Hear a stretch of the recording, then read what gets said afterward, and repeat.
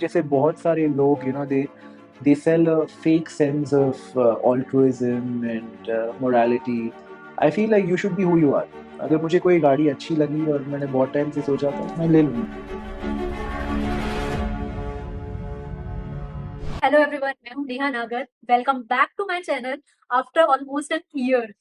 And to compensate for this loss, I am starting a new series called master your money with masters. इस series में हम बात करेंगे industry leaders से कि वो अपना पैसा कैसे मैनेज करते हैं, how they master their money. And इस सीरीज के पहले एपिसोड में हम बात कर रहे हैं द निखिल कामत से। I am sure he needs no introduction. He is co-founder of Zerodha, True Beacon and inspiration to all Indian entrepreneurs. I am little nervous and very excited. Let's see how it goes. बहुत सुंदर office है निखिल। आप मैंने सुना है कि आप रहते भी रेंट पे हैं end of course I think ये ऑफिस भी रेंट पे ही होगा। तो आपको रेंटिंग से इतना प्यार क्यों है?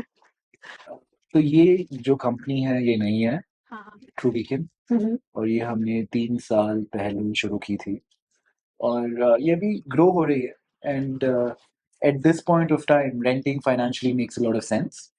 बट आप अगर मुझे पूछे तो रियल एस्टेट मुझे लगता है कि काफ़ी महंगा है इंडिया में खरीदने के लिए. Hmm. And rental yields are not very high. अगर आप रेजिडेंशियल की बात करें तो फॉर अबाउट 2.5-3% आपको घर मिल जाता है. अगर आप कमर्शियल की बात करें तो 5-6-7% में आपको ऑफिस मिल जाता है. अ, जैसे कि अगर आज हम ले लें कि इन्फ्लेशन 7 या 8% है और ऐसा थोड़े टाइम के लिए रहेगा. अगर आप 3% के लिए एक घर रेंट कर सकते हैं तो I think mathematically it makes lot of sense. Right right. तो घर का भी सेम ही रीजन है एंड ऑफिस का भी सेम रीजन है आपका। यस. अच्छा, tell me something about Bangalore, क्योंकि मेरे जो ज्यादातर ब्रांड्स के साथ जो मैं काम करती हूँ, जो इन्फ्लुएंसर फ्रेंड्स है, वो सब बैंगलोर से है ऑलमोस्ट। एंड काफी लोग तो शिफ्ट भी हुए हैं, तो कई बार मुझे भी फील हुआ है कि मुझे भी शिफ्ट करना चाहिए, बट कुछ रीजन से नहीं कर पाए। तो बैंगलोर के जो खुद यहाँ के लोग हैं, उनके पास एडवांटेज होती है ना, बचपन से स्टार्टअप वर्ल्ड एंड एवरीथिंग। तो कैसा एनवायरनमेंट है यहाँ पर? आई एम श्योर आपका भी शायद यही रीजन है कि आपने इतनी अर्ली एज में स्टार्ट किया। तो मेरे ख्याल से Bangalore is by far the most dynamic and evolving city in India. यहाँ पे अगर आप 6 महीने के बाद आएंगे तो जो भी लोग बात कर रहे हैं आज, 6 महीने के बाद बिल्कुल कुछ और चीज़ के बारे में बात कर रहे होंगे. In terms of what kind of industry, technology, which startup. तो यहाँ पे चेंज बहुत जल्दी हो रहा है. एंड क्योंकि हमारे पास ये फर्स्ट मूवर एडवांटेज था जहाँ यहाँ पे the whole tech boom started. तो it's not just today but from the last 20+ years Bangalore has been the hub for tech businesses of India in a way. तो उस रीज़न से यहाँ पे बहुत लोग हैं जो हमारी इंडस्ट्री में काम करते हैं जैसे कि स्टार्टअप्स वाले. तो अगर आपको स्टार्टअप्स में कोई आइडिया है, कुछ बिल्ड करना है, तो I would say Bangalore by far is the best place to start.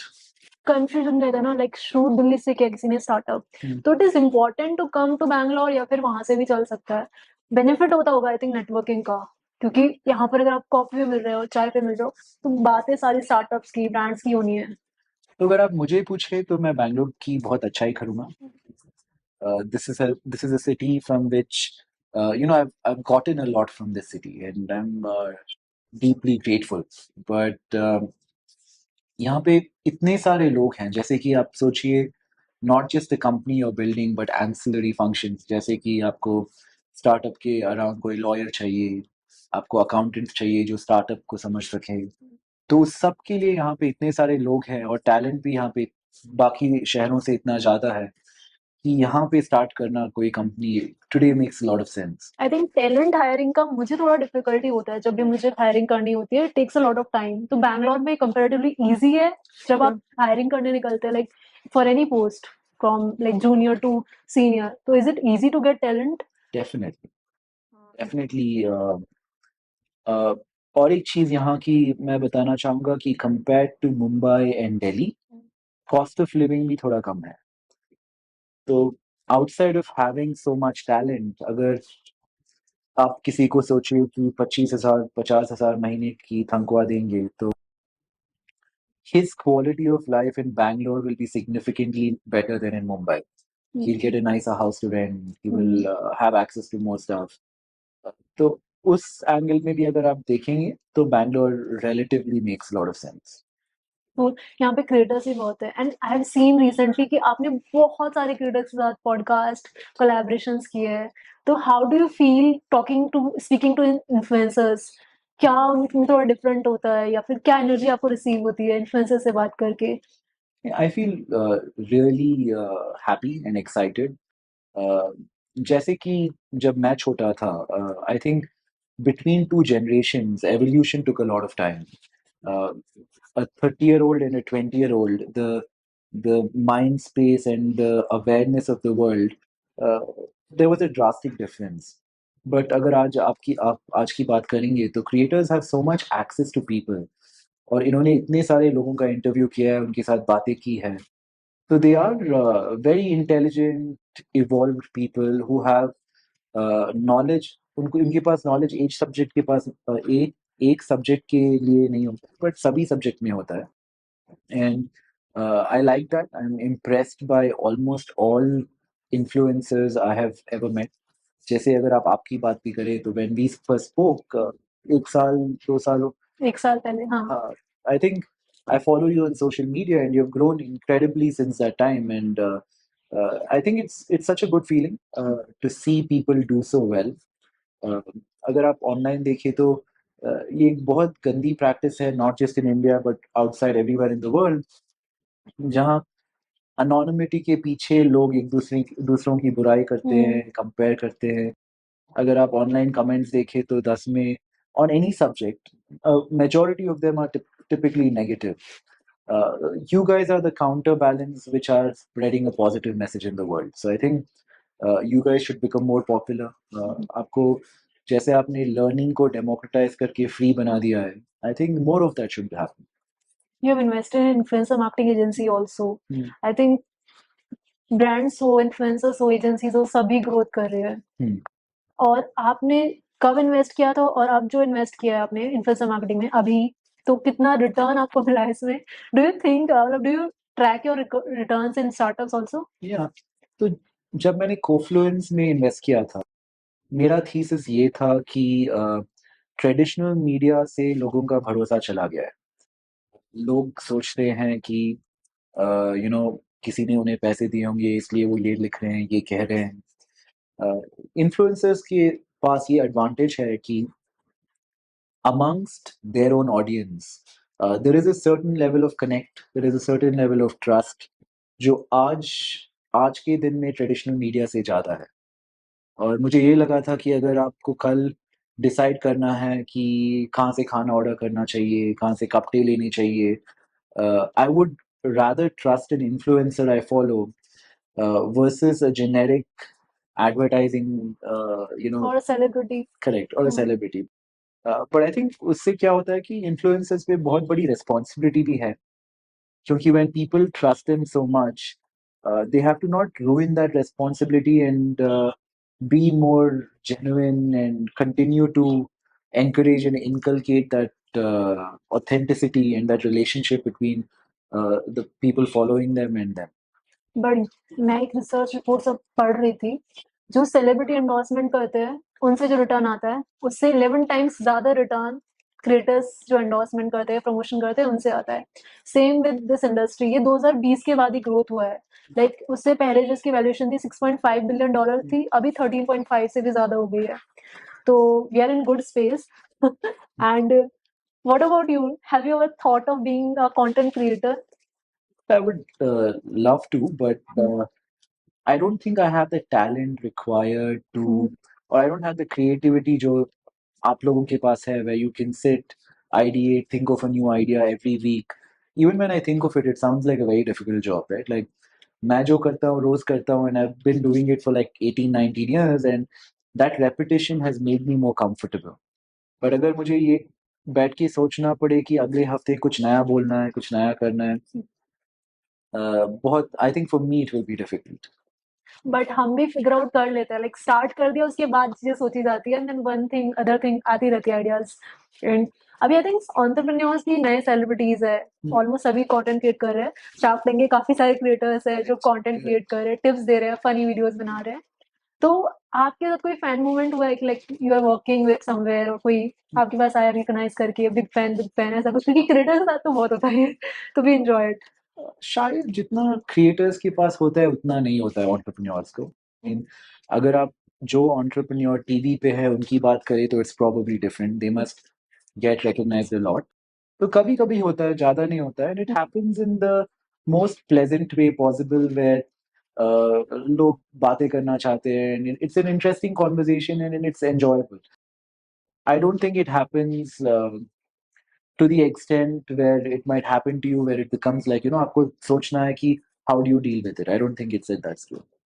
Entrepreneurs creators बन रहे हैं एंड अभी सेलिब्रिटीज में भी ट्रेंड है, लाइक दीपिका ने भी नया अपना ब्रांड लॉन्च किया है तो उन्होंने अपने बायो में भी को फाउंडर लिख दिया, ना एक्टर ना मॉडल ना एनीथिंग एल्स।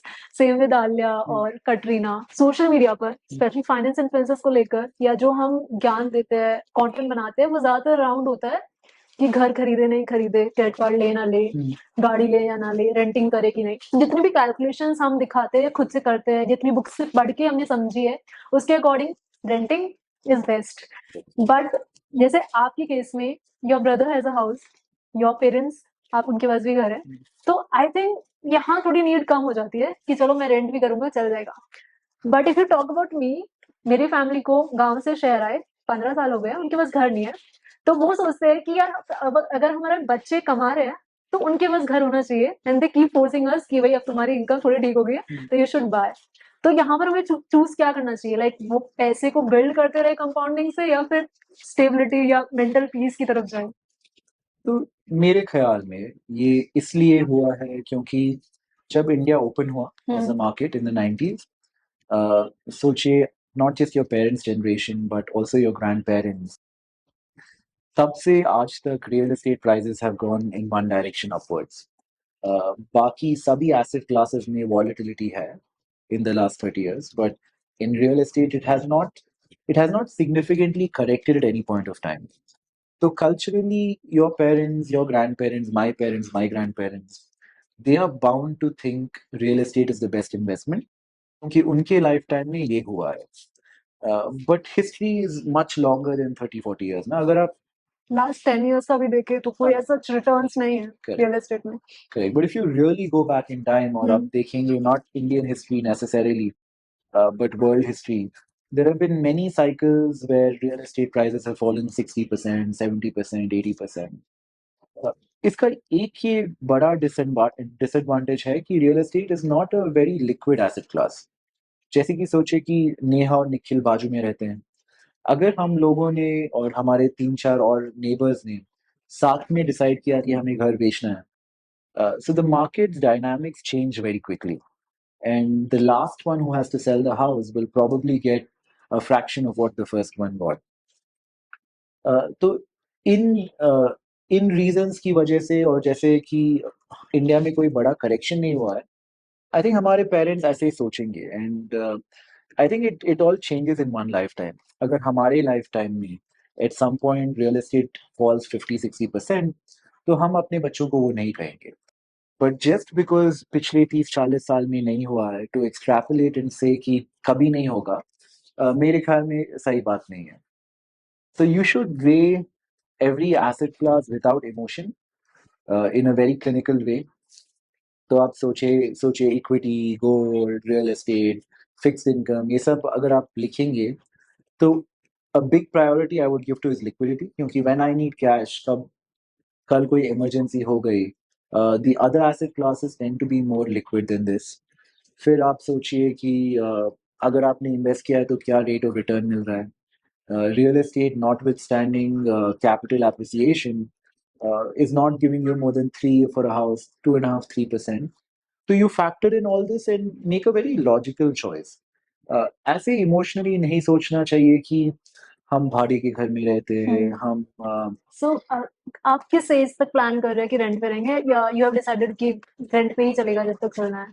हाँ, I mean, when the dynamics change, अगर कल ऐसा हो गया कि घर का rent becomes 10% of the value of the house, then I'll have to rethink. Then again, you will think about the investment returns. Correct. हाँ. If I'm making 8% investing somewhere, but I'm paying 10% to rent a house, then it wouldn't make sense. अभी I think home loan भी 8% चल रहा है और rental yield तो है, तो आई थिंक इस वक्त भी कोई बेनिफिट है ही नहीं रियल एस्टेट में इन्वेस्ट करने का। बट मैंने आपका पोर्टफोलियो देखा था, आई थिंक 2021 में आपने 5% इन्वेस्ट किया था रियल एस्टेट में, तो वाज इट इनटू रेजिडेंशियल और कमर्शियल, वो किस टाइप की इन्वेस्टमेंट थी? मैं ये नहीं कहूंगा कि जो मेरे लिए सही है वो सभी के लिए सही है. The house that I actively live in is rented, but there was one house we had bought for our parents for a long time. जैसे आप बात कर रहे थे कि culturally we never owned a house. We always lived in rented houses when we were growing up as kids. So we wanted to buy one home for our parents, which we did at some point of time, and so for that reason I have some exposure to it. तो अभी कोई plan नहीं है आपका अभी मैं खुद के लिए, घर के लिए? I'm doing some projects around real estate ventures. Proptech, हमारे पास एक प्रॉपटेक फंड है, एक कंपनी जिसका नाम ग्रुहास है, with a partner called Abhijit Pai from Hyderabad. So यहाँ से हम इन्वेस्ट करते हैं कंपनीज, जैसे सभी लोग आज बात कर रहे हैं climate change. So about 30-40% of all the carbon emissions put into the world happen in the construction sector. तो उस सेक्टर में जैसे सोचिए कि there is a company which makes bricks, but they are made from 70% ash, 10% plastic, almost carbon negative bricks. So we're investing in a company like that. If there is a water company, which is a water meter, which is a smarter means of measuring how much water is utilized for what, उससे water wastage कम हो जाता है. We're investing in companies like that. So in prop tech, I've started investing quite a bit. But in traditional real estate, to the end goal of जहाँ पे मैं रहना चाहता हूँ या काम करना चाहता हूँ, वो सब कोई ज़्यादा नहीं. Even all Zerodha's offices are rented as on well. Rent, okay.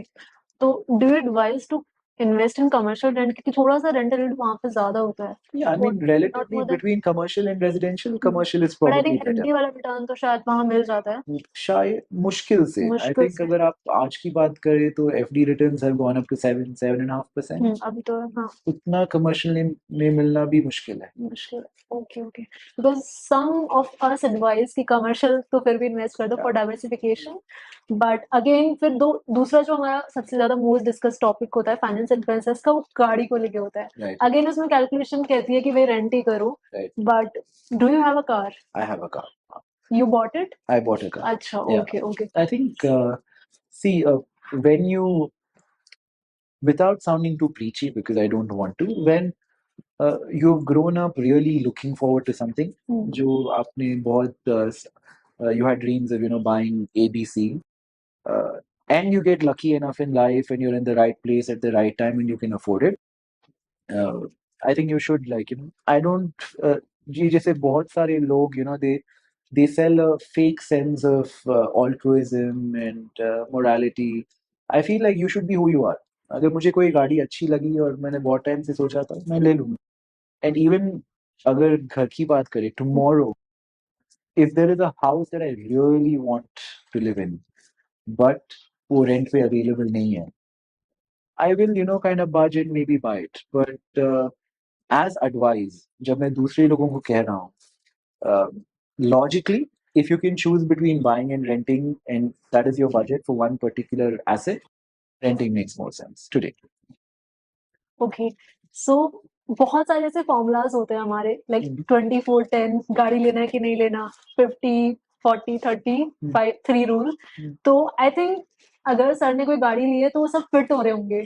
तो सर 24-10 है कि ऑफकोर्स यू नो, पर 24-10 है कि अगर आपको गाड़ी लेनी है तो यू कैन इवेलुएट कि आप ले भी पाएंगे कि नहीं, और ज्यादा बर्डन आप पे नहीं पड़ेगा. तो जो 20% आपको डाउन पेमेंट करनी है, 4 साल का ही लोन लेना है, और जो ईएमआई है वो 10% से कम होनी चाहिए जो आपकी मंथली इनकम है. तो आई थिंक अगर सर कोई मोस्ट एक्सपेंसिव कार भी खरीदेगी ना तो फिट हो जाएगा रूल.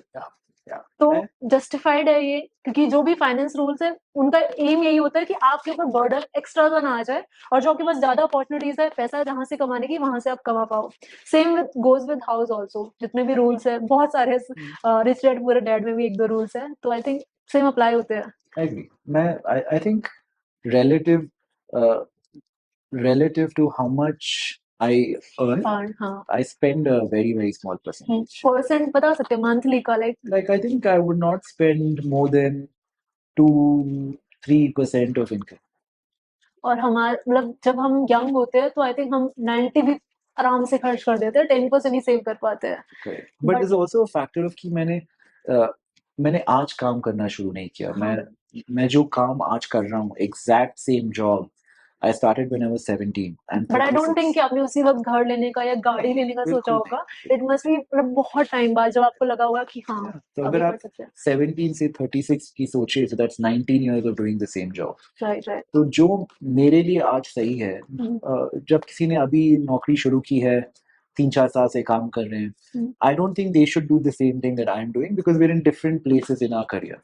Correct correct. एंड सब कब पॉइंट आया था कि आपने बैंक बैलेंस देखना बंद कर दिया? नहीं, ऐसा कोई पॉइंट कभी आना नहीं चाहिए मेरे ख्याल से। हाँ।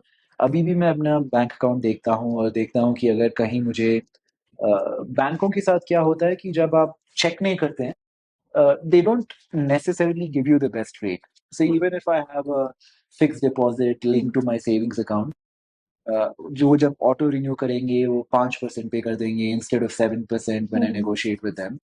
So I still keep those things in mind and I make sure to call and ये definitely देखना चाहिए कि whatever is the best rate available in the market you are getting and you're not paying fees which you don't need to pay.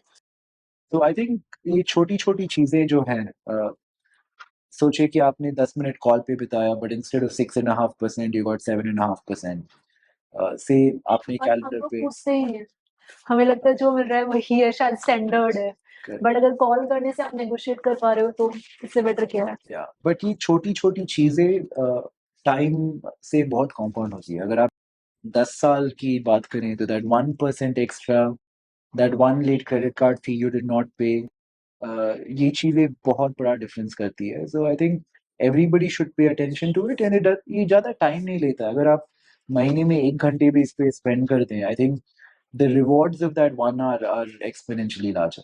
आपने कभी ऐसा सोचा है कि यार अब बहुत हो गया मेहनत, बहुत कमा लिया पैसा, अब काम छोड़ के कुछ और करते हैं, लाइक घूमने वर्ल्ड टूर पे निकल जाते हैं?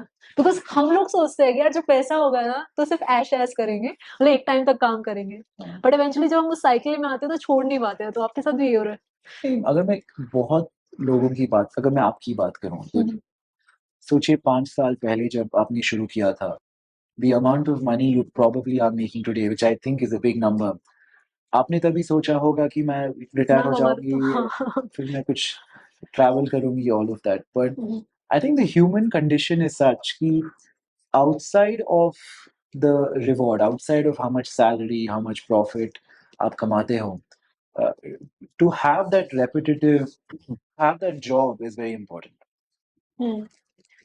ऑल्सो मैंने सर का सुना है, नितिन सर का, कि ही वाज सेइंग पोर्टफोलियो में आई रेड इट कि you manage his entire wealth. So जब हम सिबलिंग फाइनेंस या फैमिली फाइनेंस की बात करते हैं तो are there any rules we need to follow कि अगर आप बड़ा अमाउंट कुछ ट्रांजेक्ट कर रहे हो आपस में तो it should be return so that conflict ना आए? क्योंकि जनरली क्या होता है कि दो भाइयों में कॉन्फ्लिक्ट आ जाते हैं मनी को लेकर, but you guys are working since ages, like start भी साथ में किया और अभी बिजनेस ऑलमोस्ट सारे बिजनेस साथ में ही कर रहे हैं। तो do you follow any kind of rules कि हमने ये लाइन सेट की हुई है लाइक फाइनेंस को लेकर? नहीं, हम दोनों के बीच में एक चीज जो which works for us is I think we're very much relationship first, money second kind of people. When you think about it, say if I don't have a family, if I have 5 times more money but I don't have a relationship with my brother and my family and my sister-in-law and my nephew and everyone else, what is the point of money, right? I think money is valid when you get to share it with people, when you get to this sense of security it brings is often to your family. So that has worked for us. I think we put far greater importance on the relationship that we share. But generally, for brothers, I think, or brothers or sisters or father, son, whatever family dynamic one might share, I think it's important to write everything down on paper and have clarity from the very beginning. आपको demarcate करना चाहिए कि कौन क्या करेगा, किसकी responsibility क्या है, क्योंकि जब आप लिखते नहीं हैं एंड आप बातें करते हैं तो आप कुछ समझेंगे और मैं कुछ समझूंगा even though we've had the same conversation. So spend those 5 minutes, write it down, just to avoid confusion in the future. I'm making a reel on it. So I have already written the script, but ये वाला clip I'll add कि you should write down and you should have clear roles and responsibilities. So clear understanding होनी जरूरी है. Okay. Nikhil, how many income sources you have right now? आपके अभी कितने income sources हैं? And मेरे तो शायद 4-5 ही हैं. I'm sure आपके ज्यादा होंगे. बहुत सारे हैं 4-5. I don't think 2-3 से ज्यादा होंगे बस. अच्छा. Okay, cool. एक So- ऐसा टाइम था जब हाँ. मैंने बहुत सारी छोटी छोटी चीजें की थी, but it becomes very hard to manage, very hard to spend the time making sure they are compliant, making sure सब कुछ is everything is running in a very efficient manner. So मैं ये prefer करूँगा कि मेरे कम income sources हों, but whichever are there are run really efficient. And you know, if I give you something worth 10 rupees or if I give you 10 things worth 1 rupee, essentially is the same. So I prefer having a few things which grow bigger and are run better than having many things and not knowing what is going on. अगर मैं सच कहूँ, ज़्यादातर चीज़ें जो हमने पिछले सालों में, I mean in the last few years that we have started, a lot of them are moonshot bets, which are not a income source, more a place where we have to keep investing for a long time before they turn profitable. तो हम इसलिए invest कर रहे हैं कि ये companies बढ़े और 5-10 साल 15 साल के I have बाद. heard you invest in startups who are creating impact. हाँ. तो वो impact आप कैसे पहचानते हैं कि this will make or this will not make?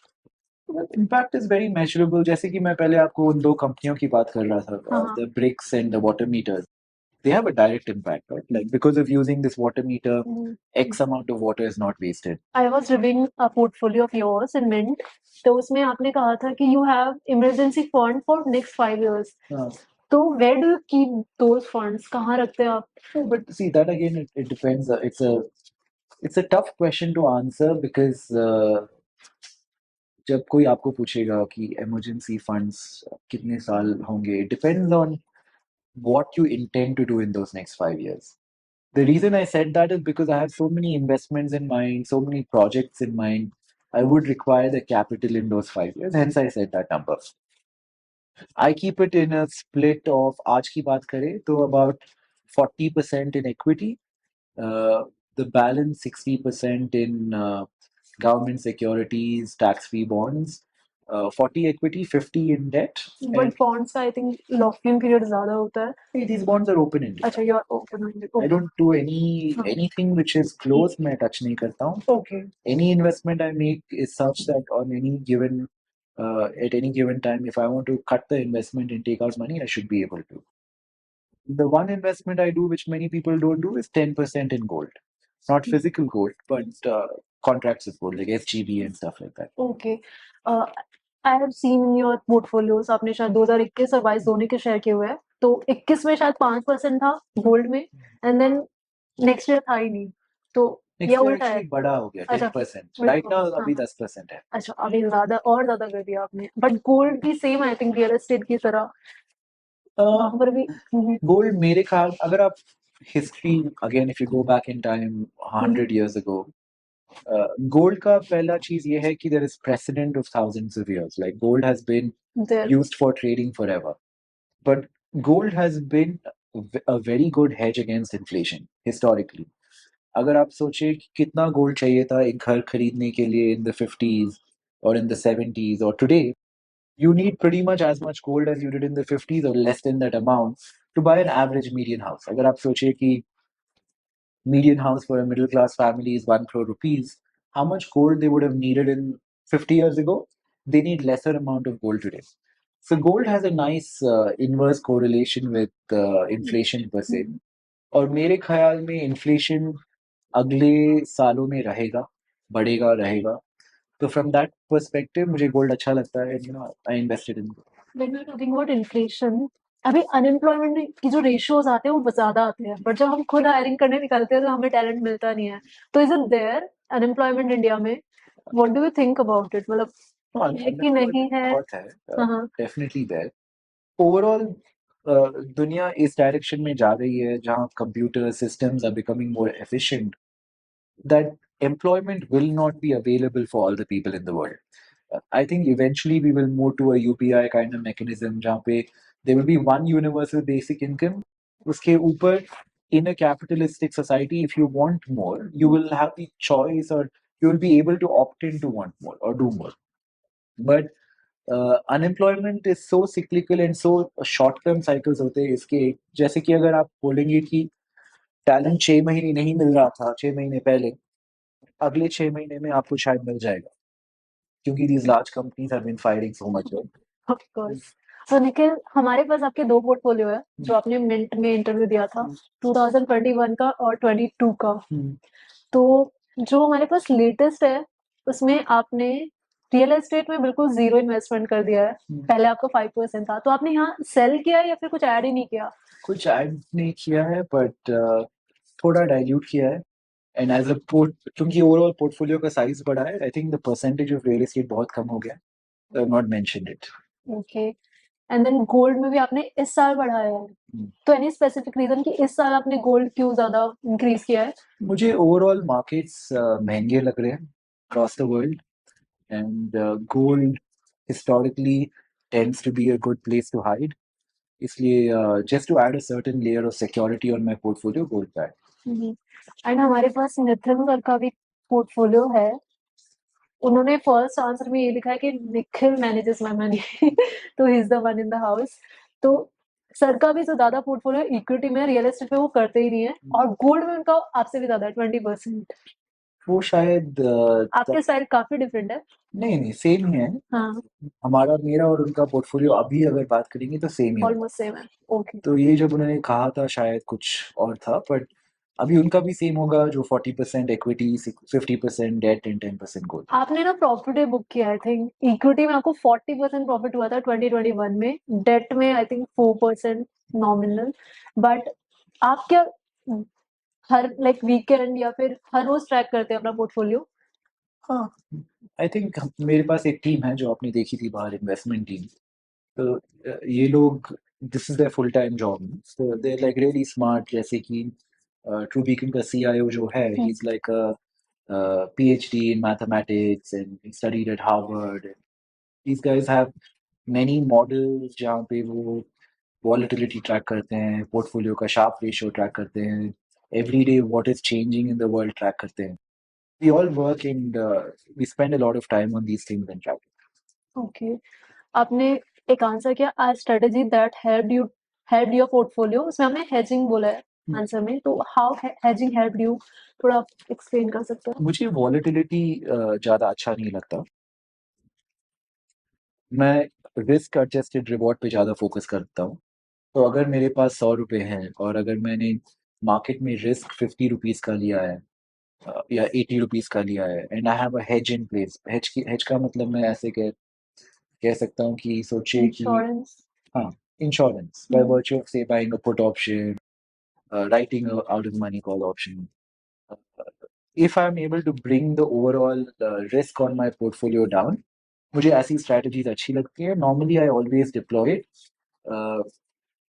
As a rule मैं कभी 50% से ज़्यादा मार्केट पे रिस्क लेना अच्छी हैबिट नहीं प्रेफर नहीं समझता हूँ। करते। Correct. Okay, okay. One more question we have, do you use credit cards? Till I could afford to use many credit cards, I never got a credit card. I feel like you should use a credit card when uh, जितना आप एक साल में खर्च करते हैं credit card spend पे, if you have access to that money in a account somewhere earning interest and you are so diligent कि आप हमेशा बिल साइकिल से 10 दिन पहले पे करते हैं, then it is okay to have a credit card. But up until you're at that point, आपको यूज नहीं करना चाहिए, क्योंकि अगर आपने बाय चांस एक पेमेंट मिस कर दी, तो the interest rate charge is horrendous, and and it in many cases credit card की ड्यू डेट होती है 28th of the month, 29th of the month. लोगों को सैलरीज मिलती है उसके 4-5 दिन बाद, so it happens a lot. If everybody paid their bill on time, credit card companies will not have been so immensely profitable, right? Like, if you pay your bill in under a month, you have to essentially pay zero now. But credit card companies are very profitable. They're earning like 20-30% returns kind of thing on capital deployed. So बहुत लोग miss कर रहे हैं credit card payment. And if that is the case, you should definitely not consider getting. So that's it. That's the end of this video. We have talked about everything from credit card, bond, gold, real estate to what not. Nikhil के साथ हर एक conversation insightful होता है. इस amazing conversation के बाद Nikhil gave us an office tour and हमने shoot की 1-2 reels. Thank you so much for watching this episode of master your money with masters. If you want more episode like this जिसमें हम साक्षात masters से पूछेंगे उनके मनी हैबिट्स कि वो अपने पैसे को कैसे मैनेज करते हैं, then do let me know in the comments below and share this video. See you soon in next video.